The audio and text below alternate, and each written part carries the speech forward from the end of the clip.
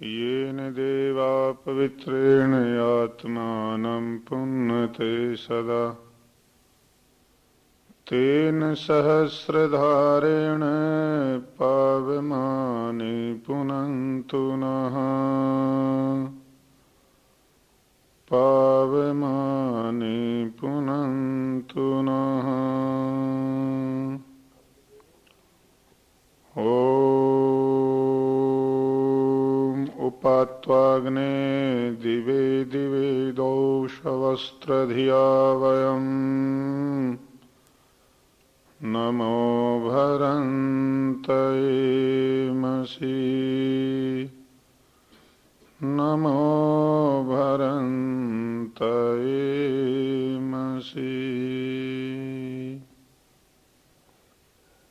आदर एवं सम्मान के योग्य इस संस्थान के अध्यक्ष पद पर आसीन समादरणीय श्री केवल कृष्ण जी पुरी, श्रद्धेय बहन इंदू जी पुरी, धर्म प्रेमी सज्जनों, आदरणीय पंडित जी, श्रद्धा के भाजन मातृशक्ति,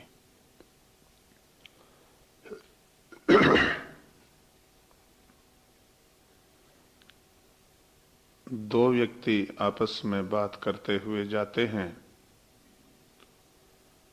और वो बातों में इतना खो जाते हैं कि उनमें से एक व्यक्ति को सामने जमीन के अंदर कोई पत्थर का टुकड़ा गड़ा हुआ है, उससे ठोकर खा करके वो व्यक्ति गिरता है और लहूलुहान हो जाता है। बाद में ठोकर खाने के पश्चात जब आंख खुली और उस जमीन के अंदर गड़े हुए पत्थर के टुकड़े को देखा तो कहने लगे कि ये पहले तो दिखाई ही नहीं दिया, अब पता नहीं कहां से आ गया।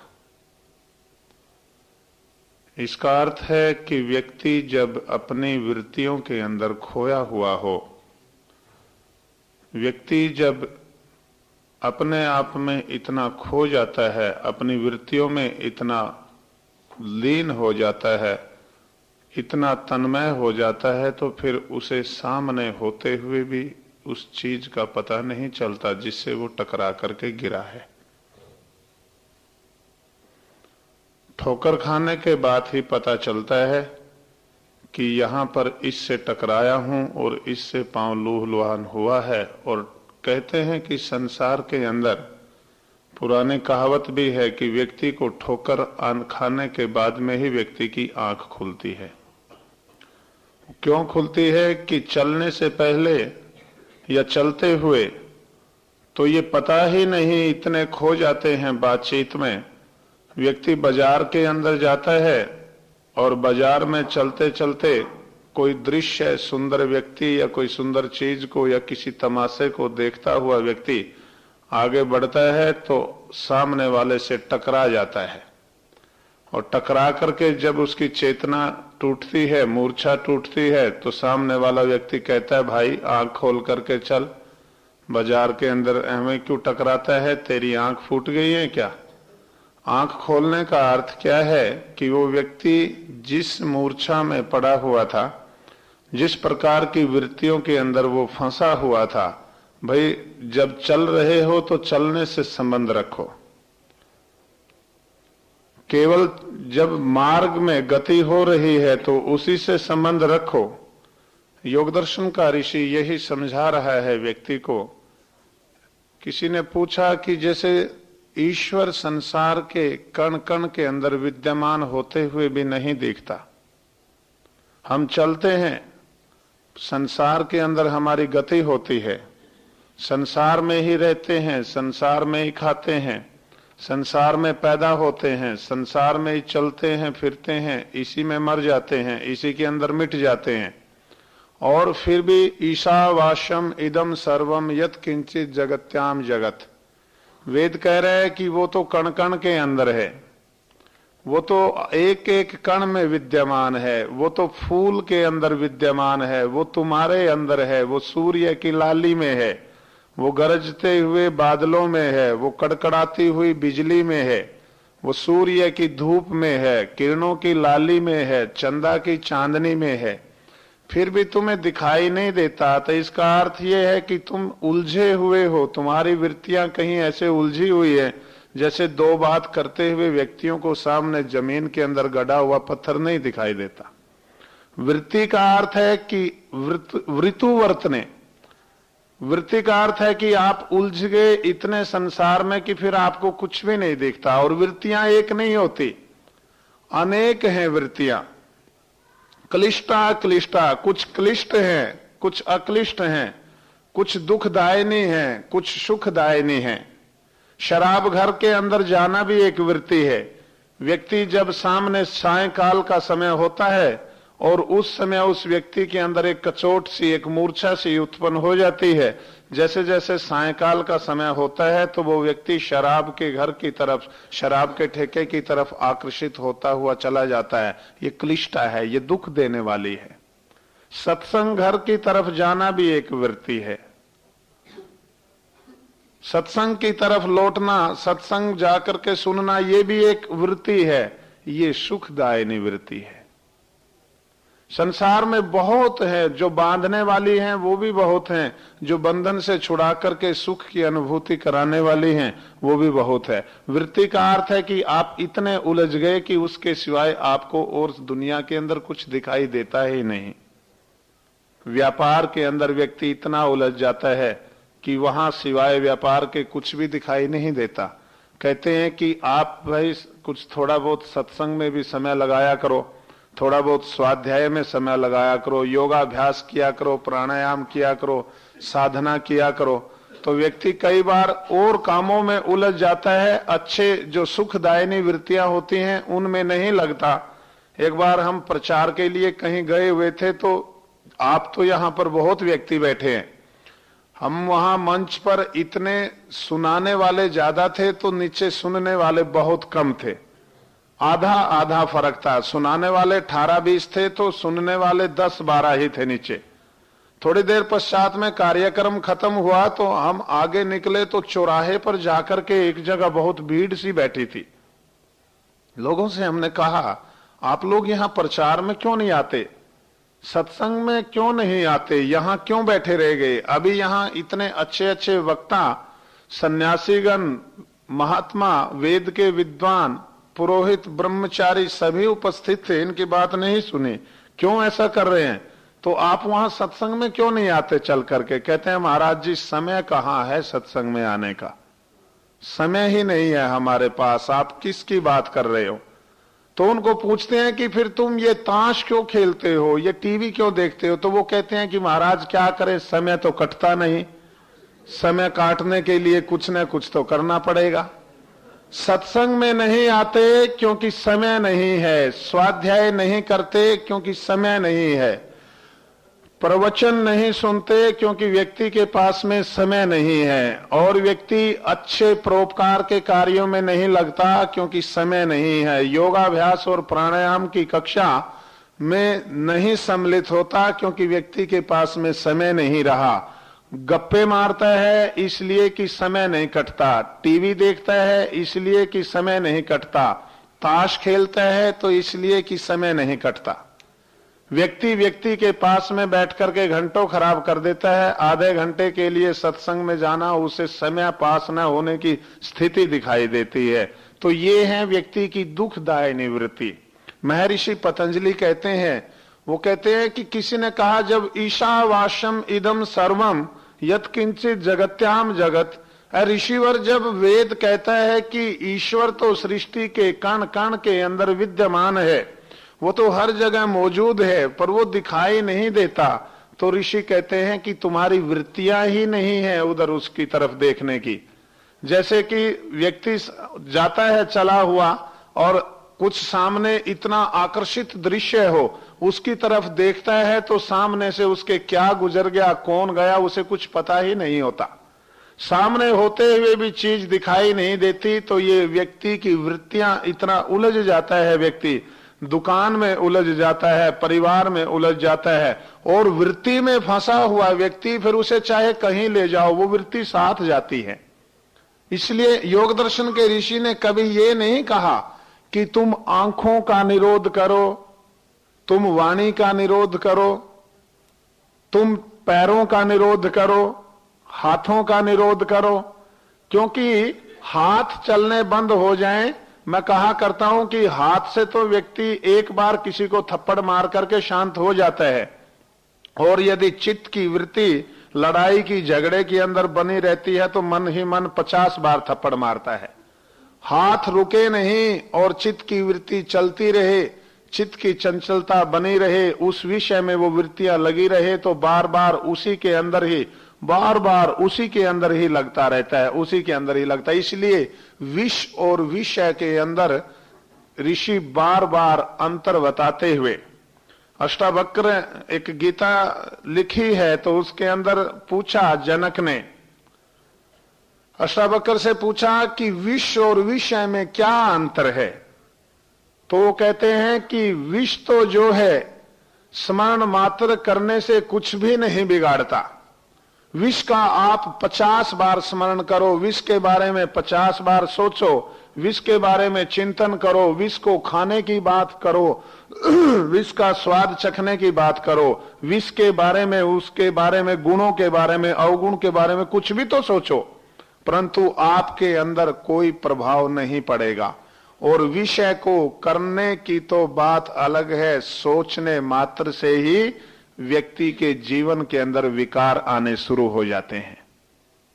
विष और विषय में यही अंतर है, एक को खाने से नुकसान होता है और दूसरे को बिना खाए, खाने से तो नुकसान होता ही होता है, उपभोग करने से, लड़ाई झगड़े की बात सोचो तो ब्लड प्रेशर बढ़ जाता है, करो तो भी ब्लड प्रेशर बढ़ जाता है। झगड़ा हो तो अंदर ही अंदर जब उथल पुथल मचती है, अंदर ही अंदर व्यक्ति के क्रोध की भावना भड़कती है, तब भी व्यक्ति के शरीर के अंदर अनेकों प्रकार के परिवर्तन होते हैं। आंखों में लाली आ जाती है, भ्रुकुटी तन जाती है, चेहरे पे विकृति आ जाती है, एक तनाव सा आ जाता है। ये तो अभी सोच विचार करके, स्मरण करके ही इतने परिवर्तन आ रहे हैं, और जब उसका वास्तविक उपभोग उस क्रोध का करेंगे, लड़ाई झगड़े में वास्तविक रूप से परिवर्तन होंगे, तो फिर तो कहना ही क्या, फिर तो बहुत आगे तक की स्थिति जाती है। इसलिए विष और विषय में यही अंतर है। विष दुकान में रखा है, कितना ही चिंतन मनन करो कुछ भी बिगड़ने वाला नहीं है, और विषय के चिंतन मनन करने मात्र से ही व्यक्ति के जीवन में परिवर्तन आने शुरू हो जाते हैं। ऋषि कहते हैं कि तुम्हारी वृत्ति ही उधर नहीं है, और इसलिए योग के द्वारा प्राप्त ईश्वर तो योग के अतिरिक्त और कोई रास्ता ही नहीं है प्राप्त करने का। दूसरे भी जो थोड़े बहुत सरल से और इसके साथ लगते हुए रास्ते बताए हैं, वो भी इतना समर्पित हो जाता है व्यक्ति की वो समर्पण ही फिर योग बन जाता है, फिर उसको योग ही कहा जाता है। जैसे श्री कृष्ण जी महाराज ने गीता के अंदर योगः कर्मसु कौशलम कहा है, व्यक्ति का कर्म भी बिल्कुल परम पिता परमेश्वर के समर्पित हो जाए तो वो फिर कर्म भी योग बन जाता है। फिर इतना व्यक्ति भावुक हो जाता है। कल मैं जैसे आपको बता रहा था कि जैसे कोई वो राबिया जो थी कपड़े धोती है तो ऐसे समझ के धोती है जैसे ईश्वर के कपड़े हैं, सफाई करती है तो ऐसे कि ईश्वर का प्रांगण है। एक व्यक्ति, 3 व्यक्ति कहीं मंदिर के ऊपर मजदूरों के रूप में लगे हुए हैं, तो एक व्यक्ति जाकर के उनसे पूछता है, पहले एक मजदूर मिला तो पूछा भाई क्या कर रहे हो, तो वो कहता है कि तुम्हें दिखता नहीं है कि पत्थर तोड़ रहा हूं और क्या कर रहा हूं। उसकी आवाज में एक विषाद था, उसकी वाणी में एक टीस थी, एक पीड़ा थी, उसकी वाणी में एक मजबूरी झलक रही थी कि इस व्यक्ति को जबरदस्ती पकड़ करके पत्थर तोड़ने के लिए लगाया गया है। एक और व्यक्ति आगे मिला तो उससे जाकर के पूछा, भाई तुम यहां पर क्या कर रहे हो? वो कहता है भाई रोजी रोटी कमा रहा हूं, बच्चे पालने, और क्या कर रहा था। उसकी भी वाणी के अंदर एक मजबूरी सी झलक रही है कि इस व्यक्ति को यदि रोजी रोटी का प्रबंध कहीं और करा दिया जाता तो फिर यहां ये पत्थर नहीं तोड़ता।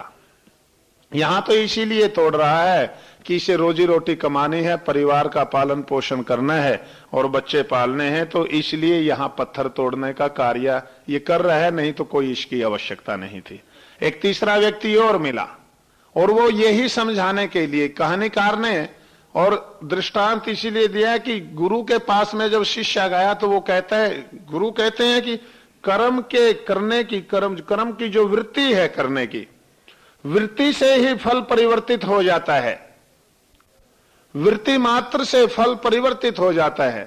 एक व्यक्ति है, किसी के बच्चा है किसी का, तो उसको वो कोई बच्चा कहीं अव्यवस्थित स्थिति में ऐसे में आ गया कि बच्चा घर से बिछुड़ गया, माता पिता से बिछुड़ गया, तो एक व्यक्ति उस बच्चे को उठाता है, अपनी गोद में ले लेता है और गोद में ले लेने के बाद में अपने घर ले जाता है और बाद में जब पता चलता है तो वहां जिसका बच्चा है उसको सौंप देता है।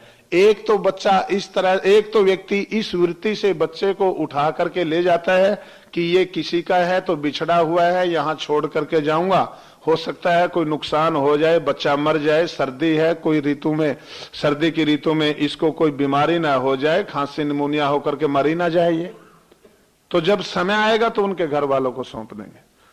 यही एक दूसरी वृत्ति है। बच्चा किसी का देखा कि बच्चा सुंदर है और हो सकता है किसी अच्छे व्यक्ति का है, किसी धनाढ्य परिवार का है, तो कोई चोर उचक्का उसको उठा करके वो भी अपने घर ले जाता है।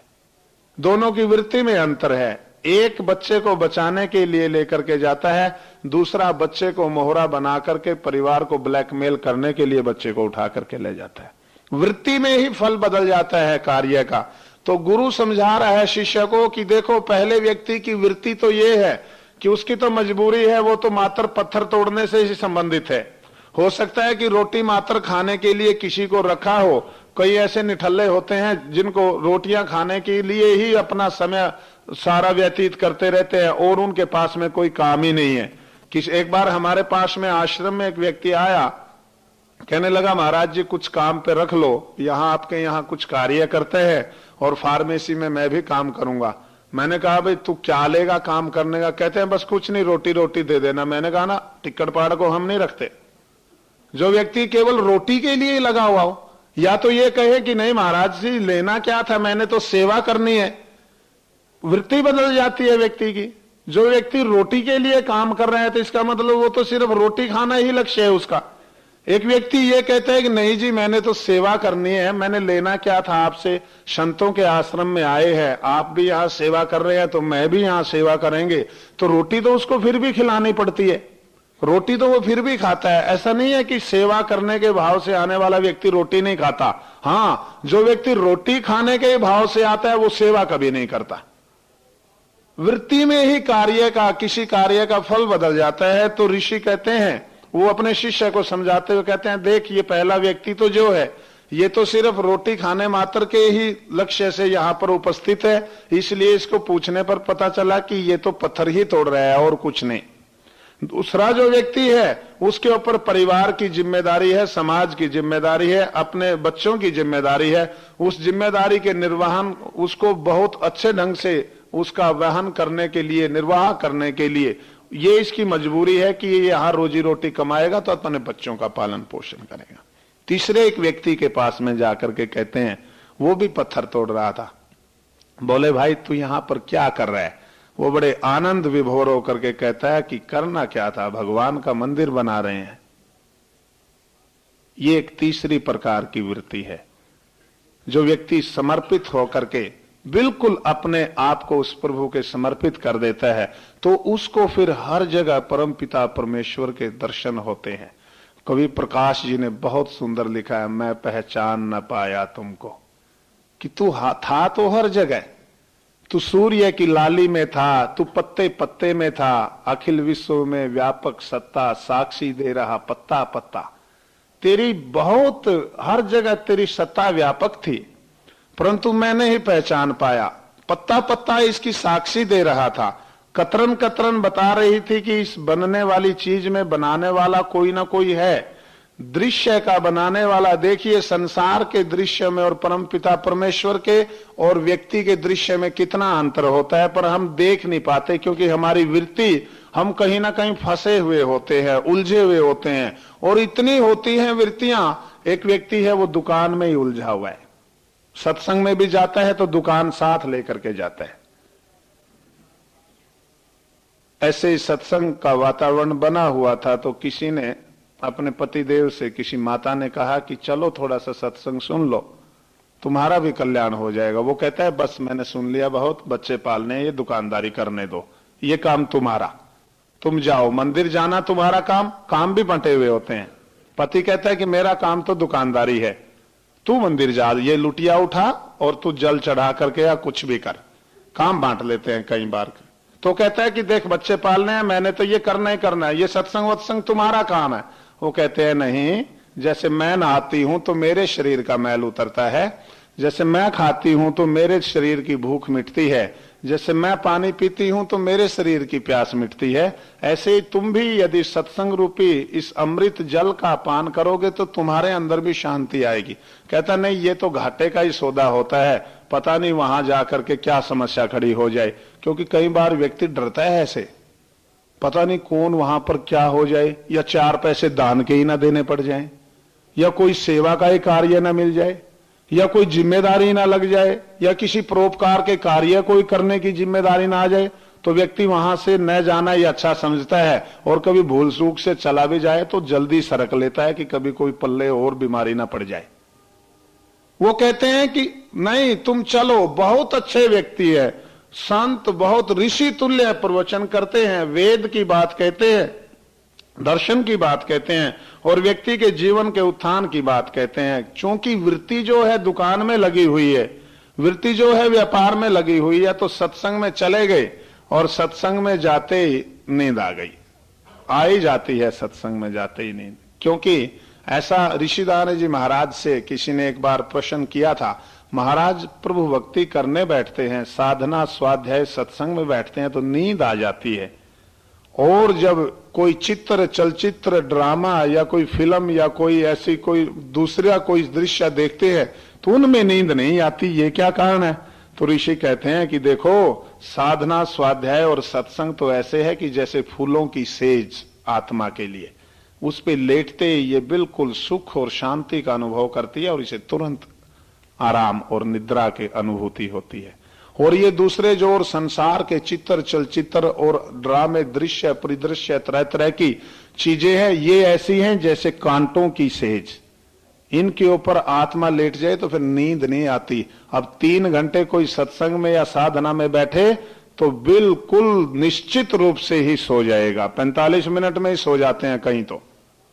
और 3 घंटे फिल्म हॉल में जाकर के जागता हुआ अंदर जाता है, और जागता ही आंखें खुली खिलाई रहती है, 3 घंटे तक पलक भी नहीं झपकते। क्यों? कांटे चुभ रहे हैं आत्मा में, अंदर कांटे चुभ रहे हैं अंदर ही अंदर। वो मन का तो भोजन है, बस मन तो प्रसन्न हो रहा है, आंखें भी अच्छे अच्छे दृश्य देख रही है, परंतु जो अंदर आत्मा है, जो सारे शरीर का मालिक है, उसे तो कुछ भी नहीं मिल रहा, उसे तो जबरदस्ती ऐसा विकृत भोजन कराया जा रहा है जो उसका भोजन है ही नहीं, जो वो तो बिल्कुल एक प्रकार का कूड़ा कबाड़, गंदगी, झूठन खिलाई जा रही है उसे जबरदस्ती। इसलिए नींद नहीं आती वहां पर। सत्संग में इसलिए आती है कि ये सीधा सीधा डाइट है, स्पेशल डाइट है ये आत्मा के लिए। तो वहां जाते ही उसको निद्रा आ गई, निद्रा आ गई तो दुकान आ गई, दुकान आ गई तो ग्राहक आ गया, ग्राहक आ गया तो कपड़ा मांग लिया, अब कपड़ा मांग लिया तो फिर भाव ताव शुरू हुआ, भाव शुरू हुआ तो फिर पूछा भाई कितना लेगा? 5 मीटर लूंगा। उसने पूछा क्या भाव देगा? 15 रुपए मीटर दूंगा। वो कहता ना 7 रुपए मीटर लगा, वो कहता 12 लगा दूंगा, 7 तो नहीं लगेगा।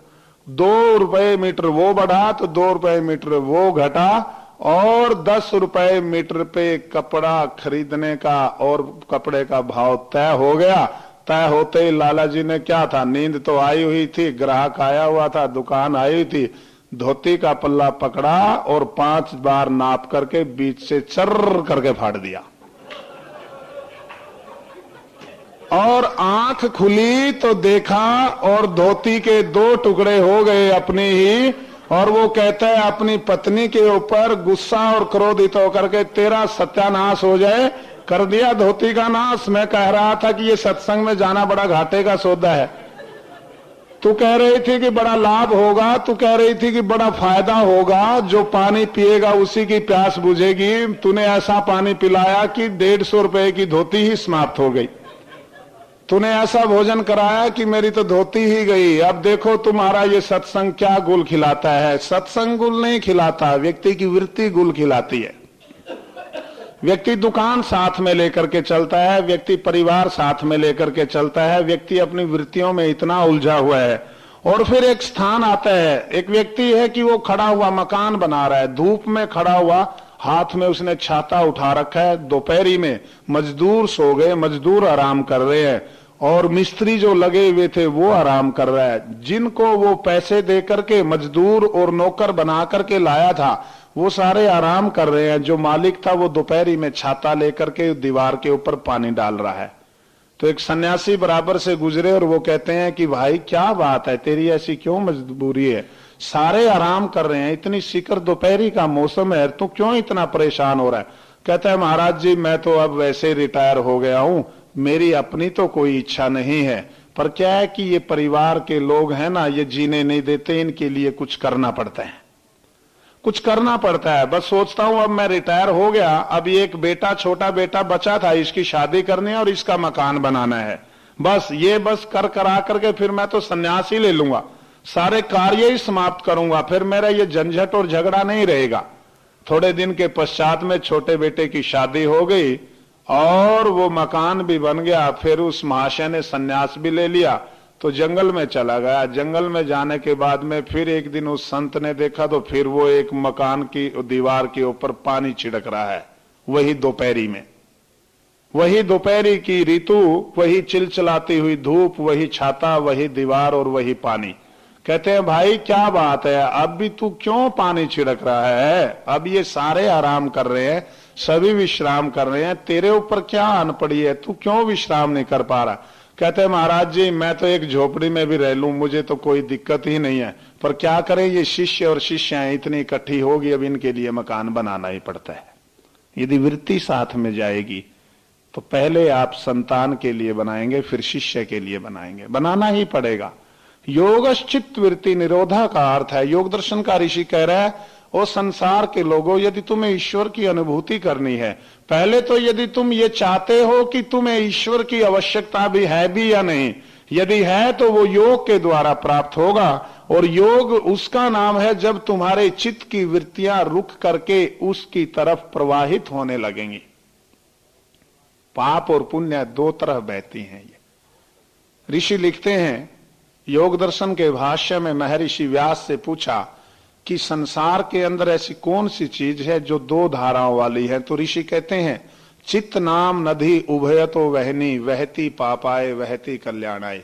दुनिया के लोगों, ये चित्त की वृत्तियां जो है ये हैं वो दो धाराओं वाली नदी, जो पाप के लिए भी यही बहती है और कल्याण के लिए भी यही बहती है। वहती पापाए, पाप की तरफ जब व्यक्ति प्रवृत्त होता है तो उसकी वृत्तियां ही पाप की तरफ ले जाती हैं, और जब पुण्य की तरफ होता है तो वो पुण्य की वृत्तियां इसे पुण्य की, जब सत्संग की भूख होती है तो सत्संग भवन की तरफ जाता है, जब शराब की भूख अंदर वृत्तियां शराब की जाग उठती हैं तो फिर वो उधर ही जाता है। सत्संग की बात उसे अच्छी नहीं लगती, फिर उसे बात करें तो वो यूं कहता है क्यों भाई हमारे पीछे क्यों पड़ा है, और ये सारी दुनिया इसे ले जा स्वर्ग में।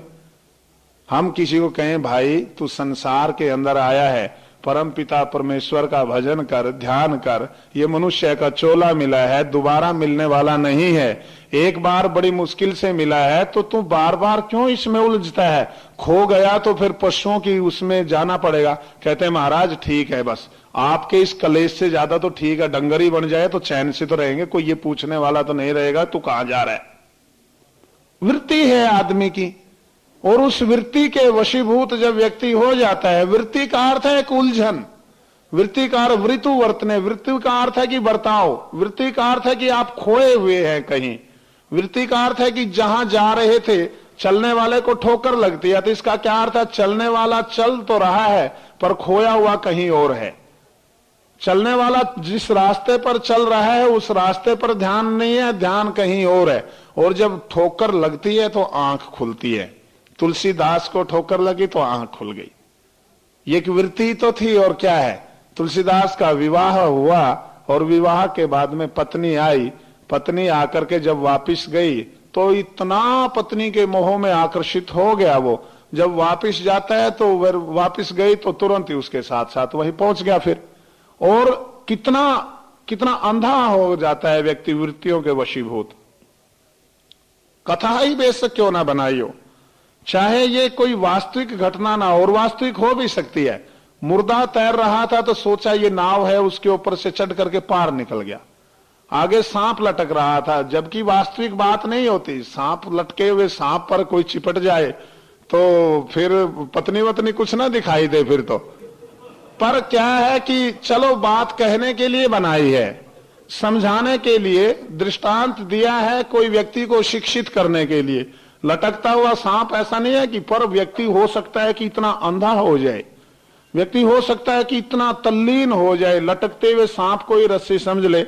तो वहां जाकर के पत्नी की फटकार लगे कि तू इतना ही वृत्तियां तेरी जितना मेरी तरफ लगी हुई है, यदि मेरी तरफ से इनका निरोध हो करके वो सच में कहें तो वो तुलसीदास जी की पत्नी ने योग दर्शन के इस सूत्र का ही उसको अर्थ बताया है कि तू इन वृत्तियों को इधर से निरोध करके परम पिता परमेश्वर की तरफ लगा दे तो तुझे वो सफलता मिले जो संसार के उन लोगों को मिलती है जो परम पिता परमेश्वर की कृपा के पात्र बन करके उसका आशीर्वाद प्राप्त करके ही दुनिया से जाते हैं। जग गया, फिर ठोकर लगी। ये एक ठोकर है, ठोकर लगते ही आंख खुली, और खुली तो ऐसी खुली कि फिर तुलसीदास ने वो रामचरितमानस की रचना की जिसका विश्व की अनेकों भाषाओं में अनुवाद हुआ। ठोकर लगी भर्तृहरि को तो भर्तृहरि की आंख खुल गई। भर्तृहरि अब उधर हरियाणा के अंदर तो उनके पिंगला, और पिंगला उनकी रानी का नाम है, और भर्तृ एक राजा थे भर्तृहरि। हरियाणा में तो ये स्वांग की परंपरा थी, पहले भर्तृहरि का स्वांग बहुत होता था, लोग कथाएं बना करके उसकी गाते थे। वो उसके एक पक्ष को ही उजागर करते थे, दूसरा पक्ष उन्होंने कभी उसका उजागर नहीं किया।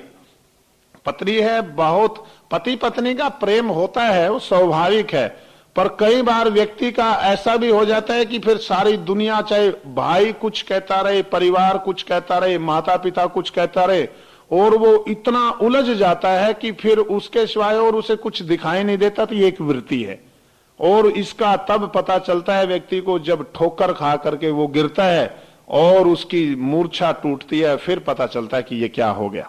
कहते हैं किसी ने भर्तृहरि को एक ऐसा फल दिया ला करके जो व्यक्ति का कायाकल्प करके उसे यौवन अवस्था प्राप्त करा देता है। कहने को तो ये बात कही है कि अमर हो जाता है, पर अमर होना तो अलग बात है, परंतु एक ऐसी कई औषधियां होती है। अब भी कहीं इधर जम्मू कश्मीर की तरफ बताते हैं कुछ ऐसे फल होते हैं जिनको पकते ही बंदर इत्यादि, लंगूर इत्यादि खा जाते हैं, मनुष्य को नहीं मिलते। कई वैद्यों ने अपने जीवन भर वहां लगा करके उसका वर्णन भी किया है, उसके प्रयोग भी करके देखे। तो ऐसा कोई फल ला करके दिया जिससे व्यक्ति का जीर्ण शीर्ण शरीर दोबारा फिर यौवन अवस्था को प्राप्त हो जाए। तो उसने कहा कि सोचा मन में, मैं क्या करूंगा जवान रह करके, यदि पत्नी बूढ़ी हो गई तो फिर मेरा क्या फायदा। उसने कहा लो भगवान ये आप खा लेना। उसने भी सोचा कि उसका अब व्यक्ति का ये तो पता ही नहीं ना कि व्यक्ति की वृत्ति किधर लगी हुई है, उसकी वृत्ति कहीं और है। तो उसने सोचा कि मैं क्या करूंगी खा करके, मैं उसको दे देता हूं वो खा ले। उस व्यक्ति की वृत्ति कहीं और लगी हुई है, उसने कहा कि मैंने क्या करना है खा करके। जिसको व्यक्ति जितना ज्यादा प्रेम करता है सबसे अच्छी चीज उसको दी जाती है। हमारे घर में मेहमान आता है, अतिथि आता है, तो उस दिन हम इतने प्रेम में इतने आविर्भोर हो जाते हैं, भाव विभोर हो जाते हैं, उसको सबसे बढ़िया भोजन खिलाएंगे, और हम चाहे रूखी सूखी ही क्यों ना खाएं। गरीब से गरीब व्यक्ति के घर में भी अतिथि के लिए अच्छे से अच्छा भोजन बनता है, चाहे परिवार के और सामान्य व्यक्तियों को कितना ही रूखा सूखा या खाली पीली ही क्यों ना खाना पड़े। परंतु जब व्यक्ति बिल्कुल एकदम अंधा ही हो जाता है तब तो फिर सबसे प्यारी चीज उसको समर्पित करता ही है। तो जिसको उसने दिया, रानी ने, राजा ने रानी को दिया, रानी ने एक कोतवाल को दे दिया, कोतवाल ने नगर की वैश्या को दे दिया, और वैश्या ने कहा कि पता नहीं पिछले जन्म के पाप कर्म थे, अब सारी उम्र पाप कर्म ये करना ही पड़ेगा, ये जीवन में पता नहीं कहां से ये कलुषिता आ गई। और इसे खा करके मैं यदि सारी आयु भर जवान रही तो मुझे तो सारी आयु भर पाप करना पड़ेगा। उसने कहा कि राजा बड़ा धार्मिक है और बड़ा पवित्र है, प्रजा का बड़ा परोपकार करता है। उसने ला करके राजा को दे दिया। राजा ने देखा है ये तो वही आ गया जो मेरे पास से गया था, और उससे पूछा राजा ने कि ये देवी तेरे पास में कहां से आया? कि मेरे पास में कहा, महाराज बताइयो ना, मेरे पास तो ये तेरा कोतवाल दे गया, अब मेरा नाम मत लेना नहीं तो डंडों से मारेगा मुझे बाद में। कहता है अच्छा, कोतवाल को बुलाया। कोतवाल ने आकर के महाराज से पूछा, महाराज जी बताइए कि भाई तूने इस वैश्य को कोई ऐसा फल दिया है जिसे खा करके व्यक्ति यौवन प्राप्त? ना जी महाराज, मैं क्यों देता। वो फल दिखाया तो कोतवाल के होश फाकता कि महाराज मैं क्या करूं, आपकी रानी ने मुझे दिया है। रानी से पूछा जाकर के कि रानी से कहा कि वो कहां गया फल जो मैंने तुझे खाने के लिए दिया था? कि वो तो अंदर अलमारी में रख दिया था मैंने, अलमारी में खोल करके देखो तो नहीं मिला। कहने लगा अब कहां गया? कि लगता है उसे चूहे खा गए। कहता है तेरा सत्यानाश हो, हम तो मर जाएंगे, ये चूहे जवान रहेंगे सारी उम्र। फिर उसने दिखाया, रानी को दिखाया, और रानी को देखते ही होश उड़ गए। तो वहां पर भर्तृहरि जी को ठोकर लग गई। ऐसे लगती है ठोकर। वृत्तियों की बेहोशी जब टूटती है तब टूटती है जब व्यक्ति को ठोकर लगती है। वृत्तियों की बेहोशी तभी टूटती है, और वहां पर ठोकर लगी राजा को। और राजा ने कहा धिक ताम च तम च इमाम च माम च, अरे इसको भी धिक्कार है जिसे मैंने ही सब कुछ समझा था, इसको धिक्कार है। फिर कहा इतने से बात नहीं, उसको भी धिक्कार है जिसको इसने सब कुछ समझा था।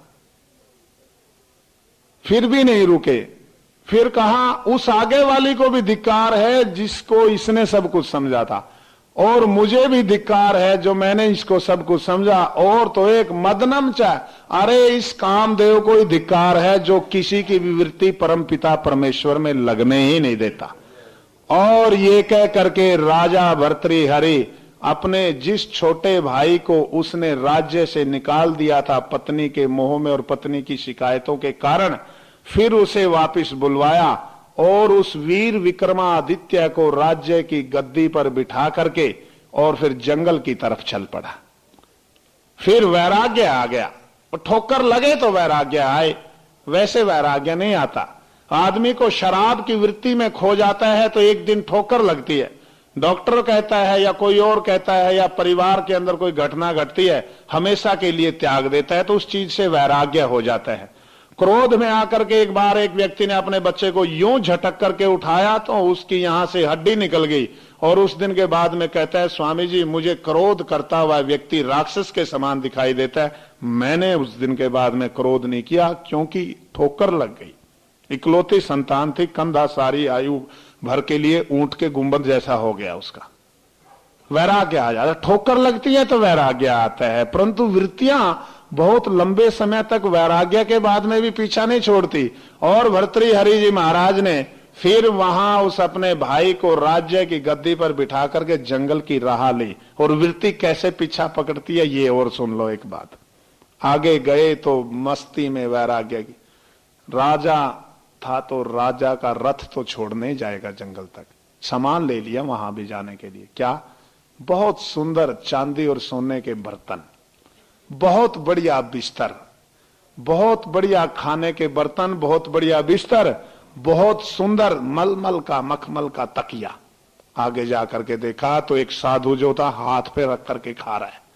कहने लगे, सारथी से पूछा कि ये क्या है? कि महाराज ये करपात्री है। करपात्री का क्या अर्थ होता है? कि हाथ ही जिसका बर्तन हो, हाथ में रखा और खा लिया। कहते अच्छा किया, फेंक दी थाली सोने और चांदी की उठा करके कि भाई इसकी कोई जरूरत नहीं है। जब बर्तन साथ में दे रखे है परमपिता परमेश्वर ने, तो मैं अपने बर्तन लेकर के क्यों जाऊं? आगे जाकर के देखा तो एक व्यक्ति पृथ्वी पर सो रहा है। तो कहने लगे ये क्या है? कि महाराज इसके लिए बिस्तर धरती माता ही है, भूमऊ सैया, इसकी सैया जो है वो भूमि है धरती माता की। अच्छा हाँ, बिस्तर उठा करके फेंक दिया कि जब परमेश्वर ने बिस्तर साथ दे रखा है तो फिर मैं क्या करूंगा इसका। आगे एक और व्यक्ति देखा तो सो रहा है, अपनी बाजू मोड़ करके तकिया लगा रखा है नीचे। कई व्यक्ति हैं अब भी लगा लेते हैं बाजू मोड़ करके, पर ऐसा लगाना नहीं चाहिए, क्योंकि वो फिर सो जाता है, हाथ तो हाथ हिलाने से हिलता ही नहीं। आदमी हाथ सो जाता है तो आदमी जाग जाता है, उल्टा हो जाता है फिर। तो उसने देखा कि ये क्या है कि महाराज ये तो तकिया लगा रखा है इसने। कहता अच्छा हाँ, इस तकिए को भी उठा करके फेंक दो। जब परमेश्वर ने तकिया साथ दिया तो मैं इसका क्या करूंगा। मस्त होकर के वैराग्य के नशे में आकर के चल पड़े भर्तृहरि, और आगे गए तो चांद की चांदनी रात यूं झूमते हुए जा रहे। कोई पान खाने वाला पान खा करके पीक थूक करके गया था, और राजा ने देखा, था तो राजा ही, अभी नया नया भर्तृहरि को वैराग्य हुआ था। चांद की चांदनी रात उस पीक के लाल थूक में पड़ करके वापिस ऐसे हो रही थी कि जैसे राजा ने कहा कि ये तो लाल पड़ा है। अब राजा को तो लाल के ही सपने आएंगे, बिल्ली को चूहों के सपने आएंगे, माली को वर्षा के सपने आते हैं, कुम्हार को अकाल के सपने आते हैं। कुम्हार के सपने में भी वर्षा नहीं आती, माली के सपने में भी कभी अकाल नहीं होता, बरसता ही दिखाई देता है। तो राजा ने देखा कि अरे लाल पड़ा है, फिर एकदम अंदर से आया, अरे क्या लाल, तू इतना बड़ा राज छोड़ करके आया, एक लाल पे हाथ बढ़ाएगा। निकल गया आगे, थोड़ी दूर आगे गया, और आगे जाकर के कहता है अरे भाई उठा लेना चाहिए था, बेकार पड़ा है। फिर मन में आया क्यों उठा लेना चाहिए था, वापिस आया, फिर हाथ आगे करा, फिर कह रहे नहीं तू इतना बड़ा राज छोड़ के आया तो इसको तू उठाएगा, वापिस चला गया। फिर वो 100 गज आगे जाकर के कहने लगा उठा लेता तो अच्छा था, किसी विधवा को ही दे देता, किसी रोगी को दे देता, किसी का कल्याण हो जाता। इसे कोई शराबी उठा लेगा तो शराब पिएगा, इसे कोई जुआरी उठा लेगा तो जुआ खेलेगा, इससे तो वो पाप ही करेगा, तू इसका पुण्य कर देगा। व्यक्ति जब अपने आप सवाल अपने अंदर उठा करके अपने आप जवाब देने लग जाता है तो फिर उसका बहुत मुश्किल होता है उन विषयों से रुकना। सवाल अपने आप उठाए और अपने आप जवाब दे। तो भर्तृहरि फिर आ गया पीछे, और पीछे आकर के और उसने यूं हाथ मारा उसमें, और हाथ सन गया, और थू थू करता हुआ वापिस गया, हा हा। और वहां पर 3 लाइन लिखी है जो स्वर्ण अक्षरों में लिखने की, भोगान अभुक्ता वयमेव भुक्ता। अरे हम सोच रहे थे कि इन दुनिया के भोगों को भोग लेंगे, पर ये नहीं भोगे गए, हम ही भोग गए इनके द्वारा, इन भोगों ने हमें ही भोग लिया। तृष्णा न जीर्णा वयमेव जीर्णा। मैं सोच रहा था कि वैराग्य आ गया, तृष्णा तो गई, वृत्तियां तो गई, परंतु नहीं, तृष्णा जीर्ण नहीं हुई, मैं ही जीर्ण हो गया, हम ही जीर्ण हो जाते हैं। तृष्णाएं समाप्त नहीं होती, व्यक्ति समाप्त हो जाता है, क्योंकि तृष्णाएं इतनी है, इतनी तृष्णाएं हैं मन में। हर एक ख्वाहिश, बहुत निकले मेरे दिल के अरमान, फिर भी कम निकले, और हर एक ख्वाहिश ऐसी है जिस पर व्यक्ति का दम निकले। एक ही ख्वाहिश पे व्यक्ति का दम निकल जाता है, वही पूरी नहीं होती। एक ही ख्वाहिश, एक ही तृष्णा व्यक्ति को मटिया मेट कर देती है, एक को सारी उम्र लगा करके पूरा नहीं कर पाता। तो भर्तृ जी कहते हैं तृष्णा न जीर्णा वयमेव जीर्णा। अरे ये कहां जीर्ण होगी, हम ही जीर्ण हो गए। तपो न तप्तम वयमेव तप्ता। अरे तप नहीं तपे गए, हम ही तप रहे हैं इस दुनिया की भट्टी में। और ये कह करके भर्तृहरि ने हाथ साफ कर लिया और आगे निकल गए। तो योग दर्शन का ऋषि कहता है ईश्वर इसलिए दिखाई नहीं देता कि तुम्हारी वृत्तियां उधर नहीं है, और योग इसलिए नहीं हो पाता कि वृत्तियां बिखरी हुई पड़ी है। योगश्चित्त वृत्ति निरोधा। और महर्षि पतंजलि कहते हैं फिर परिणाम क्या हो, कल करेंगे बातें। वो फिर आ गई कल वाले स्थान पर घड़ी।